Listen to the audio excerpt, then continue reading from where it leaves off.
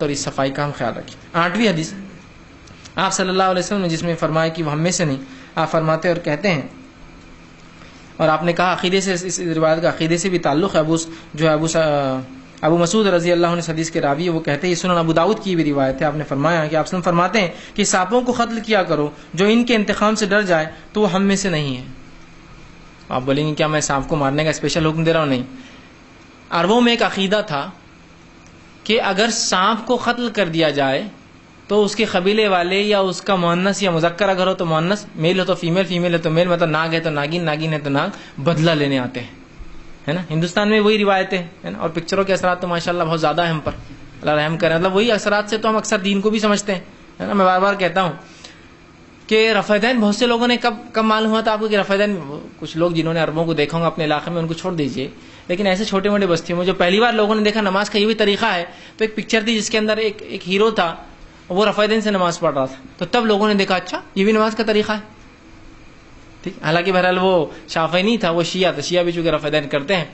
تو بس ایک فلم ایکٹریس، بہرحال ایک پوری خاندان ہے جو شیعہ ہے، لیکن بہرحال فلموں میں کافی ان کا نام ہے، تو اس نے نماز کا ایک سین تھا اس کے پکچر میں جس میں رفع دین نماز پڑھتا ہے، تو تب امت نے پہلی بار دیکھا اچھا یہ بھی طریقہ ہے نماز کا، یہ بھی سنت ہے نماز میں رفع دین، ہے نا۔ بہت سے لوگ ہیں جنہوں نے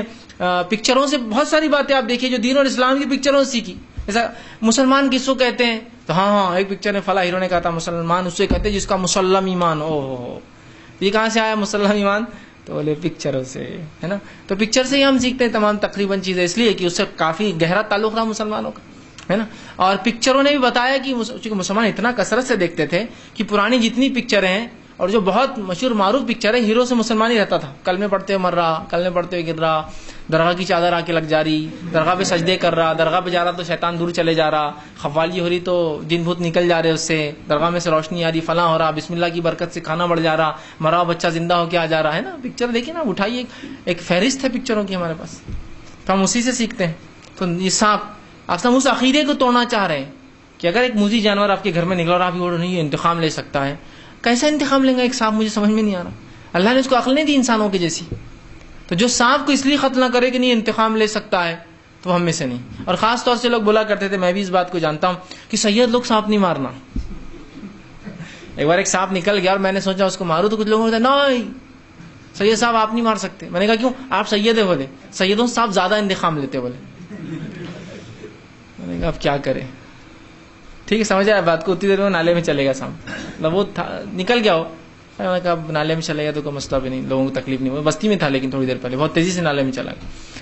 تو اندازہ لگائیے کیوں، تو بولے سیدوں سے انتقام لے سکتا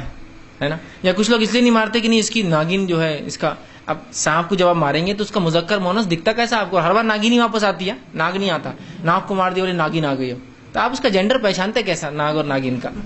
ہاں مطلب معلوم بھی تو ہو کہ جینڈر کیسا، یہ ناگ ہے ناگ، تو آپ اس عقیدے کو توڑ رہے ہیں، اس عقیدے کو کہ جو یہ سوچ کر سانپ کو نہ مارے یا کسی موذی چیز کو کہ نہیں اس کو مارنے سے اس کے گینگ والے، اس کے گروپ والے اس کا مذکر یا مؤنث بدلہ لیں گے، وہ بھی ہم میں سے نہیں۔ ایسا عقیدہ اتنا کمزور رکھنے والا وہ ہم میں سے نہیں ہے۔ اسی طرح آپ صلی اللہ علیہ وسلم فرماتے جو 9ویں روایت